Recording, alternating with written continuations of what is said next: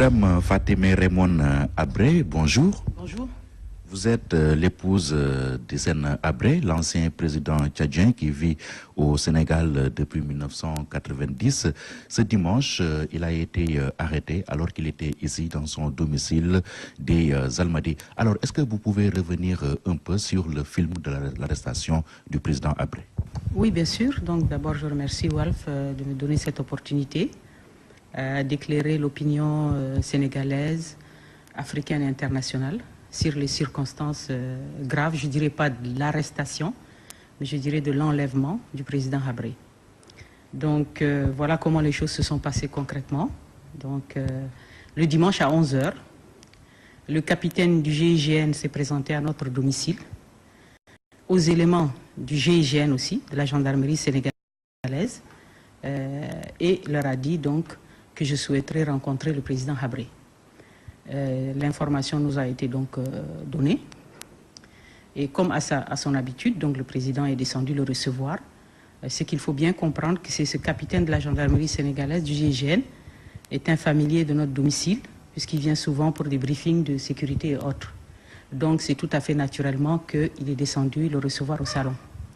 Donc c'est à ce moment-là que d'autres personnes donc, qui étaient planquées se sont introduits donc, dans le domicile à toute allure et donc sont rentrés donc, derrière lui au salon en disant voilà, nous sommes venus pour vous arrêter, on nous a donné des instructions et voilà. Donc le président leur a demandé donc, de monter, se changer, tout ça. Ils ont dit, il n'a opposé aucune résistance? Non, non, pourquoi? Non, pas du tout, il n'a pas opposé de résistance. Et ils étaient une dizaine d'hommes armés quand il rentre chez vous. Donc je pense que voilà, il a eu une attitude calme, normale. Et donc voilà. Et ils ne lui ont pas donné le choix. Donc c'est pour ça que j'ai dit que c'est un enlèvement. Le document brandi, c'est un document totalement irrégulier. D'autant plus qu'ils ne peuvent pas aujourd'hui dire de quoi il s'agit exactement. Donc voilà, donc, ils l'ont donc un peu poussé, encadré à la sortie. Et ils sont partis donc. Vous dites que le document brandi était irrégulier, mais c'était quoi le motif? Qu'est-ce qu'ils ont précisé dans le document? Ils n'ont rien précisé du tout. Ils ont dit qu'on est venu pour vous arrêter. On a eu des instructions des autorités, du procureur, etc. Et voilà, c'est tout. Et donc, voilà, donc il n'y avait pas le choix. Donc c'est en cela que je dis que c'est un enlèvement. Et le fait d'utiliser ce subterfuge du capitaine de la gendarmerie sénégalaise, chargé de notre sécurité, il faut le dire et le dénoncer, parce que c'est un peu, si on veut dire, le cheval de Troie qui a été utilisé. Donc si on veut convoquer le président Habré, ben, on le fait dans les règles. Et je crois qu'il a eu déjà à se rendre à des convocations de juges et autres, sans opposer quoi que ce soit, tant que ses droits sont respectés. Mais quand des individus utilisent un cheval de Troie, a fortiori quelqu'un qui est chargé de votre sécurité, c'est un peu un acte de trahison. Et je ne pense pas qu'on peut dire que c'est très honorable. Il a trahi qui ici? Ben, je pense qu'on a utilisé une institution très respectable, qui est la gendarmerie sénégalaise, respectable et professionnelle, et on l'a utilisée dans des magouilles politiciennes, pour arriver à des fins de dire ceci. Donc, pourquoi je le dis? Parce qu'on a un exemple simple. Il y a quelques années, quand le président Wade avait pris la décision de nous envoyer ou de livrer le président Habré à Obasanjo, au président de l'Union africaine. Il s'est passé quoi? Il s'est passé que le commissaire Hassan Doye s'est présenté à notre domicile, et le commissaire Hassan Doye, actuellement ambassadeur du Sénégal au Mali, s'est présenté en disant aux éléments de la gendarmerie, je suis venu pour arrêter le président Habré, j'ai des instructions. Ces éléments de la gendarmerie ont dit non. C'est quoi votre... Comment on n'est pas informé? Comment nous, on assure la sécurité d'une personne? Vous venez pour l'arrêter sans que nous, on le sache. Et ils ont dit, ils ont poussé les éléments de la DIC, là, et ils ont fermé la porte. Ils ont informé le haut commandement de la gendarmerie. Ce haut commandement de la gendarmerie a dit qu'il n'était pas au courant de cette histoire et qu'en aucun cas, il fallait laisser entrer qui que ce soit, puisque c'est la gendarmerie sénégalaise qui a la sécurité du président Habré. Et donc... là, je dis que c'est une attitude professionnelle. Donc, ils ont bloqué l'entrée de la maison jusqu'à ce que le commissaire Hassan Doye reparte et revienne avec le fameux arrêté du ministre de l'époque, Ousmane Ngom. Et à ce moment-là, nos avocats étaient là. Ils l'ont reçu. Et il a brandi son document, les avocats l'ont vu, et il a dit, maintenant je veux que vous venez avec moi à la DIC. Et ça s'est fait tranquillement, et le président a dit, ok, les avocats étaient là, et ils sont partis à la DIC. Voilà. Donc c'est là où je dis que quand les choses sont faites normalement, et maintenant qu'est-ce qu'on fait? On utilise un corps qui est censé assurer la sécurité du président Habré pour rentrer comme un cheval de Troie. Et donc, ce n'est pas une attitude honorable, d'autant plus que le président Habré n'a jamais refusé d'aller à une convocation. Il n'y a eu aucune convocation qui a été faite, aucun respect de ses droits. Pour moi, c'est un enlèvement pur et simple. Vous dites que c'est un enlèvement, mais il se dit également que c'est pour sa sécurité, parce qu'il aurait menacé de se suicider. Qu'est-ce que vous dites par rapport à cela? Okay. Je l'ai lu dans la presse, je l'ai lu ce matin dans la presse, comme quoi, paraît-il, c'était une histoire du syndrome Khadim Bousso. Bon. Franchement, je suis choquée et scandalisée. Pour qui connaît vraiment Hissène Habré, d'accord, d'abord, ce n'est pas son état d'esprit, ce n'est ni dans sa foi, ni dans sa culture de se suicider. Donc je dis, et je prends la témoin toute l'opinion internationale, qu'en aucun cas, il faut mettre dans la tête des gens qu'Hissène Habré avait des intentions suicidaires. À moins que ceux-là qui l'ont enlevé veulent le suicider, que ce soit clairement dit. Parce que je pense que tout le monde a dans la tête, et l'opinion sénégalaise est là, c'est bien un ancien Premier ministre du Sénégal qui a dit, écoutez, je rentre en prison, je suis en bonne santé, je n'ai pas d'intention de me suicider ni rien.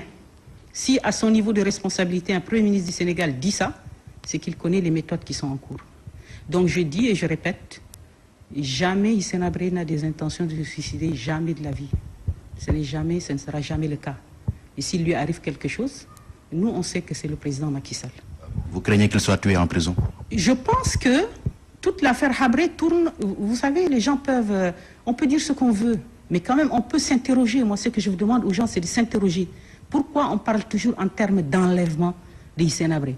On l'enlève pour l'amener au Nigeria, on l'enlève pour l'amener, les livrer à Idriss Déby, qu'il avait déjà condamné à mort. On l'enlève aujourd'hui.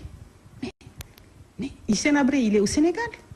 Il y a la gendarmerie sénégalaise devant la porte. Tout le monde l'a vu en 2000, quand les juges ont envoyé une convocation. Tout le monde, l'opinion nationale et internationale l'a vu se rendre au tribunal, être filmé et être reçu par le juge. N'est-ce pas? Donc en quoi se base-t-on pour toujours poser des actes de violence, des actes de barbarie envers sa personne, sur des intentions criminelles qui sont sous-jacentes à ce dossier?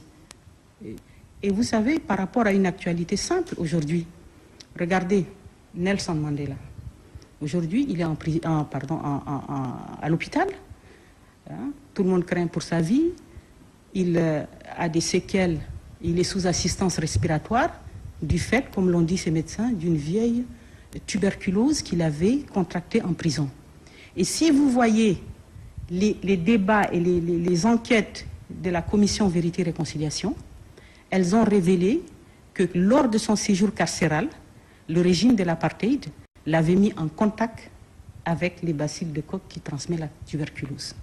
Donc c'est à dessein qu'on l'a mis en contact, on l'a rendu malade, on l'a mal soigné, mal détecté, et il en a des années et des années après toujours gardé les séquelles jusqu'à aujourd'hui. En fait, le parallèle avec ce qui arrive à votre mari. Oui, je dis que de tout temps, ils ont cherché à mettre la main sur lui. C'est pour ça qu'on tourne toujours autour des questions d'enlèvement. Et si on essaye de vous enlever d'un endroit où vous êtes en sécurité pour vous mettre entre des mains ennemies, ce n'est pas pour vous faire de la causerie, c'est pour vous mettre en danger. Et il y a 1000 façons de le faire. Comme je l'ai dit, cet ancien Premier ministre sait de quoi il parle. En tout cas, cette arrestation intervient 48 heures après la visite de Barack Obama ici au Sénégal. Est-ce que vous irez jusqu'à faire la relation entre cette visite et l'arrestation de M. Habré? Pas du tout. Je dis pas du tout. J'ai vu effectivement dans la presse un communiqué de M. Reed Brody disant que le président Obama a félicité Macky Sall, etc., d'avoir institué les chambres africaines. Bon, je dirais que ce sont des grands spécialistes de la com. C'est un coup médiatique, d'accord? Mais si vous analysez bien le texte, on voit bien qu'il a pris la précaution de dire c'est lors du tête-à-tête, d'accord? Du tête-à-tête entre Macky Sall et le président Obama. Et si on connaît ce qu'on à mon niveau, je peux dire qu'il y a quand même une petite expérience de ce qui se passe à ce niveau de responsabilité. Dans les tête-à-tête, c'est réservé à des questions qui ne sont pas soumises au public, des questions hypersensibles, c'est-à-dire en fait la place par exemple du Sénégal dans la stratégie sous-régionale américaine, etc. Des questions qui ne concernent pas le grand public, des questions vraiment importantes. J'aurais compris que si Obama voulait en parler, il y avait deux possibilités, à mon avis. Un, la conférence de presse. Deux, par exemple, lors de sa réunion avec la Cour suprême. Ça n'a pas été le cas. Mais en prenant le soin de dire que c'est un tête-à-tête, donc c'est que vraiment on tourne en rond, personne n'a aucune preuve. Voilà. Donc je dis encore une fois, c'est un coup médiatique, mais M. Reed Brody, bon, c'est un grand professionnel. Ils ont des réseaux. On ne se pose pas des questions quand il dit quelque chose. Tout le monde le prend. On a peur d'ailleurs. Tout le monde a peur de contredire M. Brody. Et voilà. Donc c'est un peu ça. C'est un petit coup que les gens ont relayé pour moi. Et êtes-vous intrigué par le timing? On sait que le 8 juillet prochain, la CEDEAO va rendre public son arrêt. Et est-ce que vous pensez que le gouvernement sénégalais veut aujourd'hui parer à toute éventualité au plus pressé? Oui, bien sûr. Ça coule de source. Toute la stratégie qui a été développée, de courir en fait, vraiment, c'est d'éviter une condamnation sévère, et je pense qu'elle va arriver, de toutes les violations, de la mise en place de ces chambres africaines qui sont vraiment que des comités administratifs à mon avis. Et donc par rapport à tout ça, ils veulent prendre les devants vite pour pouvoir poser des actes, et c'est tout à fait, je dirais, des gens qui savent qu'ils sont dans l'illégalité la plus totale. Voilà. Vous avez cité tout à l'heure le nom de Macky Sall, le président de la République. Pensez-vous que c'est lui qui est derrière, qui tire les ficelles? Bah, écoutez, je vis au Sénégal depuis 23 ans, donc je crois qu'on suit bien toute l'actualité. Je sais très bien comment l'État du Sénégal fonctionne. Je ne pense pas que manager une affaire comme l'affaire Hissène Habré ne peut se faire sans l'implication directe. Et d'ailleurs, si vous avez bien constaté, l'homme fort, si on peut dire, de l'affaire Habré, c'est Reed Brody, même si on nous dit maintenant qu'il faut des institutions fortes et pas des hommes forts. Donc l'homme fort de l'affaire Habré, Reed Brody, si vous voyez dans les médias français, a félicité Macky Sall. Il a félicité Macky Sall. Il n'a pas félicité la justice sénégalaise. Ça veut tout dire. Ça veut dire quoi? Ça veut dire qu'on compte sur un homme fort, un homme politique, pour agir même dans l'illégalité. C'est ça. Et aujourd'hui, le rôle de Macky Sall, mais il est fondamental. Il est fondamental parce que si vous avez bien relevé les choses, c'est qu'il a été élu, il est parti en France, et c'est de Paris qu'il a annoncé que Hissène Habré sera jugé, même il avait même dit en décembre. Vous vous rappelez? Donc, ça veut dire quoi? Ça veut dire que pour moi, quand on va à Paris, on annonce des choses, c'est qu'on en a parlé à Paris, et puis il faut qu'on mette un acte tout de suite, pour que les gens sachent que vous êtes sur le timing. D'accord? Autre chose très importante, je ne pense pas, moi, que l'affaire Habré a été et figure dans le programme politique du candidat Macky Sall. Je ne le pense pas, je ne l'ai pas entendu. J'ai suivi toute la campagne électorale. En aucun cas, devant le peuple sénégalais et les populations sénégalaises, de Tambacounda à Saint-Louis, à Podor, ou partout, à Ziguinchor, tous, ou Kaolack, etc., le Macky Sall a parlé au peuple, mais il n'a pas parlé de l'affaire Hissène Habré. Donc ça veut dire quoi? Que l'affaire Hissène Habré, ce n'est pas l'exécution d'une promesse faite au peuple sénégalais. Il a parlé d'état de droit dans son programme. D'accord, l'état de droit, mais ça englobe tout. Mais l'affaire Hissène Habré, c'est autre chose aussi. Donc, il n'a jamais été le cas. Donc ça veut dire qu'aujourd'hui, l'exécution de cette affaire, la mise en branle et tout ça, le fait de foncer là-dessus, et si on peut dire globalement l'opération de liquidation politique du président Habré, ce n'est pas une exécution d'une promesse électorale devant le peuple sénégalais. Mais c'est surtout, peut-être, et c'est le cas, l'exécution d'un contrat, peut-être en amont,